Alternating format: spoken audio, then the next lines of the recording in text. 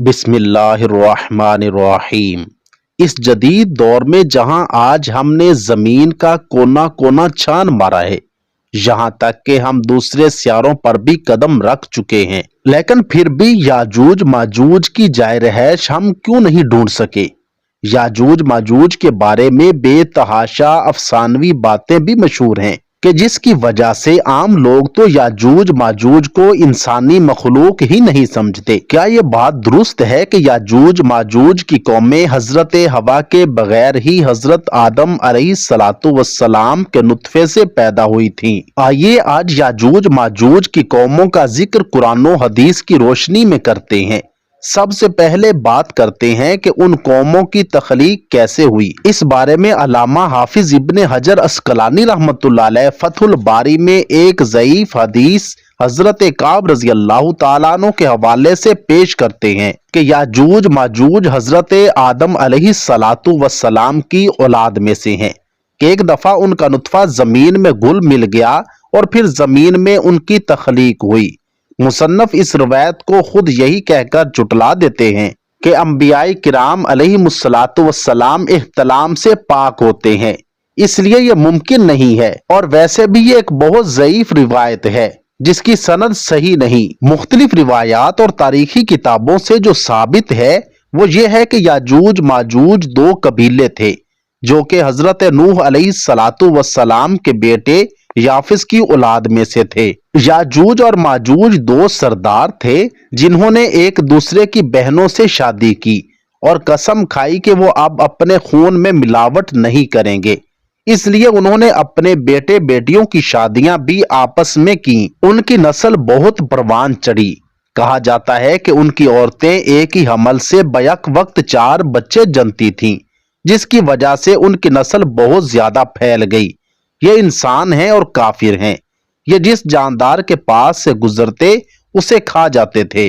یہ موسم بہار میں اپنی غاروں سے نکل کر سبزہ کھا جاتے اور خوش چیزیں اٹھا کر لے جاتے تھے۔ ان کے پنجے اور دانت درندوں جیسے اور ان کے بال اتنے لمبے ہیں کہ جسم کو چھپا لیتے ہیں۔ اس وقت بھی دنیا میں ہماری آبادی کے ایک انسان کے بدلے میں یاجوج ماجوج کی قوم کے 10 افراد موجود ہیں، یعنی یاجوج ماجوج کی قوم ہم سے 10 گنا زیادہ ہے۔ صحیح بخاری کی روایت ہے کہ نبی کریم صلی اللہ علیہ وآلہ وسلم نے فرمایا کہ ہر 1000 میں 999 جہنمی ہوں گے، تمہیں بشارت ہو وہ ایک آدمی تم میں سے ہوگا اور 1000 دوزخی یاجوج ماجوج کی قوم میں سے ہوں گے۔ پھر نبی کریم صلی اللہ علیہ وآلہ وسلم نے فرمایا، اس ذات کی قسم جس کے ہاتھ میں میری جان ہے، مجھے امید ہے کہ تم تمام جنت والوں کے 1/3 ہوگے۔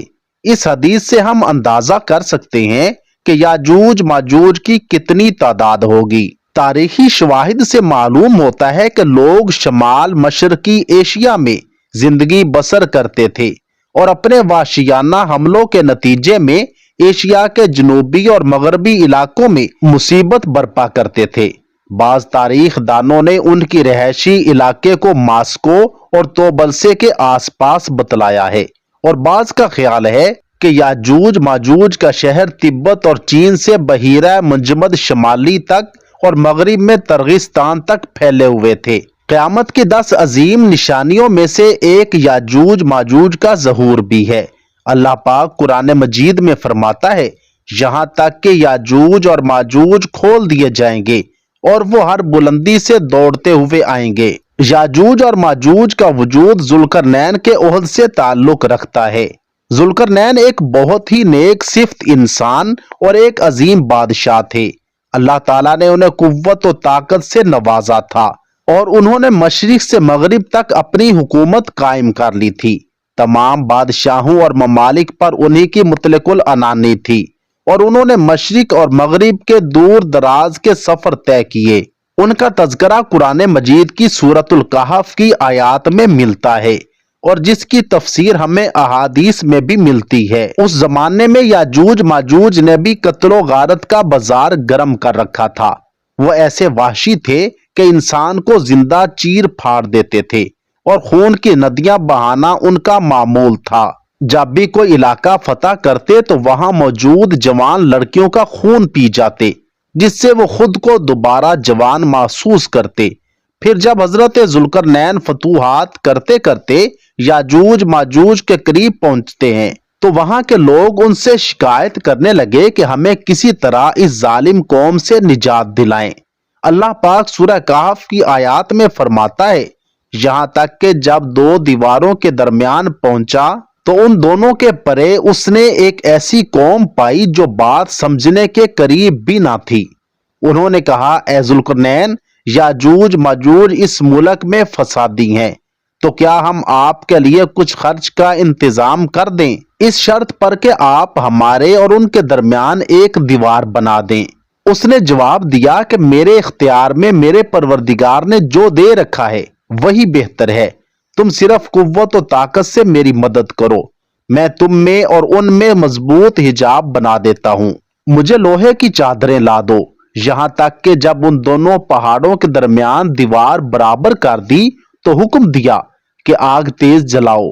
तावक्ते के लोहे की उन चादरों को बिल्कुल आग कर दिया तो फरमाया, मेरे पास लाओ, इस पर पिघलता हुआ तांबा डाल दूं। बस उनमें उस दीवार के ऊपर चढ़ने की ताकत थी और ना ही उसमें कोई सुराख कर सकते थे। कहा, यह सिर्फ मेरे रब की मेहरबानी है। हाँ, जब मेरे रब का वादा आएगा तो इसे जमीन बोस कर देगा। बेशक मेरे रब का वादा सच्चा और हक है। अब आप ये तो जान चुके हैं कि याजूज माजूज को किसने और कैसे कैद किया है, लेकिन सवाल अब ये है कि वो कब और कैसे उस दीवार को गिराकर बाहर आएंगे। इस बारे में इब्ने माजा की हदीस नंबर 4080 पेश करते हैं कि हुजूर नबी करीम सल्लल्लाहु अलैहि वसल्लम ने फरमाया, याजूजो माजूज हर रोज खोदते हैं, यहां तक कि जब करीब होता है कि सूरज की रोशनी उनको दिखाई दे तो जो शख्स उनका सरदार होता है वो कहता है, अब लौट चलो, कल खोदेंगे। फिर अल्लाह ताला उसे वैसी ही मजबूत कर देता है जैसे वो पहले थी, यहां तक कि जब उनकी मुद्दत पूरी हो जाएगी और अल्लाह ताला को उनका खुरूज मंजूर होगा तो वो आदत के मुताबिक दीवार खोदेंगे। जब खोदते खोदते करीब होगा तो सूरज की रोशनी देखेंगे। उस वक्त उनका सरदार कहेगा कि अब लौट चलो, इंशाल्लाह कल खोदेंगे, और इंशाल्लाह का लफ्ज कहेंगे। चुनाचे उस दिन वो लौट जाएंगे और दीवार उसी हाल पर रहेगी जैसे वो छोड़ कर गए थे। फिर वो सुबह आकर उसे खोदेंगे और उसे खोदकर बाहर निकलेंगे। मुहद्दिसीन और मुफस्सिरीन किराम में याजूज माजूज की कौम और जुल्करनैन की दीवार के हवाले से बहुत से इख्तिलाफात पाए जाते हैं। अब तक 5 ऐसी दीवारें सामने आ चुकी हैं जिनके बारे में क्यास किया जाता है कि इनके पीछे याजूज माजूज को कैद किया गया था। उनमें से एक दीवारें चीन भी है, लेकिन ये आम मिसाले से बनी हुई है। यमन में दीवारें मारब के बारे में भी सद्दे जुल्करनैन होने का गुमान किया जाता है, लेकिन ये सैलाब रोकने के लिए बनाई गई थी। कफकार में दरियाए खजर और बहरे असवद के दरमियान दीवार की तरह का पहाड़ी सिलसिला शुमाल और जुनूब को अलग करता है। यहाँ एक लोहे की दीवार भी नजर आती है जिसके बारे में लोग क्यास करते हैं कि यही जुल्करनैन की दीवार है। एक सहाबी रसूल ने हुजूर सल्लल्लाहु अलैहि वसल्लम से अर्ज किया कि मैंने उस दीवार को धारीदार चादर की तरह देखा है जिसकी एक धारी सुर्ख है और एक काली है। इस पर आप सल्लल्लाहु अलैहि वसल्लम ने फरमाया, वाकई तुमने उसको देखा है। बाकी ये दावा कि साइंस की तरक्की की वजह से अब दुनिया का कोई चप्पा छुपा नहीं बचा, ये दावा गलत और बेदलील है। जिस दीवार की और जिस कौम की हक ताला ने खबर दी है वो सही और दुरुस्त है और उस पर ईमान लाना वाजिब है और उसकी तस्दीक फर्ज है, मगर हमको उस दीवार का मौका और महल मालूम नहीं। बिलाशुबा अकलन ये मुमकिन है कि हमारे और उनके दरमियान में बड़े बड़े समंदर और बड़े बड़े पहाड़ हाइल हों। अब सवाल ये पैदा होता है कि पहले दज्जाल का ज़ुहूर होगा या फिर याजूज माजूज का। सही मुस्लिम की रिवायात में हुजूर नबी करीम सल्लल्लाहु अलैहि वसल्लम फरमाते हैं कि जब दज्जाल का ज़ुहूर हो जाएगा तो हजरत ईसा इब्ने मरियम अलैहिस्सलातु वस्सलाम दमिश्क की मशरकी जानिब सफेद मीनार पर जर्द कपड़े पहने हुए 2 फरिश्तों के बाजू पर हाथ रखे हुए उतरेंगे। उनकी सांस की पाप जिस तरफ जिस काफिर को भी पहुंचेगी वो हलाक हो जाएगा। हजरत ईसा अलैहिस्सलाम दज्जाल को बाबे लुद के मुकाम पर कत्ल कर देंगे। फिर अल्लाह पाक के हुक्म से हजरत ईसा अलैहिस्सलाम मोमिनीन को कोहे तूर पर ले जाएंगे, क्योंकि उस वक्त याजूज माजूज का ज़ुहूर होगा जिनको कभी शिकस्त ना हुई है। याजूज माजूज हर बुलंदी से फैल जाएंगे। जब याजूज माजूज जाहिर होंगे तो इतनी ज्यादा तादाद में होंगे कि उनका पहला गिरोही बहीरा तबरिया का सारा पानी पी जाएगा, और जब उनका आखिरी गिरोह बहीरा तबरिया पर पहुंचेगा तो गुमान करेगा कि कभी यहाँ पानी होता था। जमीन को फतह करते करते वो बैतुल मकदस तक पहुंचेंगे तो कहेंगे कि हमने सारी दुनिया फतह कर ली, अब आसमान को भी फतह किया जाए। तो वो आसमान पर तीर फेंकेंगे जो खून आलूद होकर वापिस आ जाएंगे। तो याजूज माजूज कहेंगे कि हमने आसमान भी फतह कर लिया। दुनिया में कहत पड़ जाएगा क्योंकि वो सारा पानी पी जाएंगे और सारी फसलें खा जाएंगे। फिर हजरत ईसा अलैहिस्सलाम और उनके साथी जो कि कोहे तूर पर मासूर होंगे वो अल्लाह ताला से दुआ करेंगे तो अल्लाह पाक हजरत ईसा की दुआ कबूल करेगा। तो याजूज माजूज के गिरदो नवा में एक कीड़ा पैदा हो जाएगा जिससे सारी कौम हलाक हो जाएगी।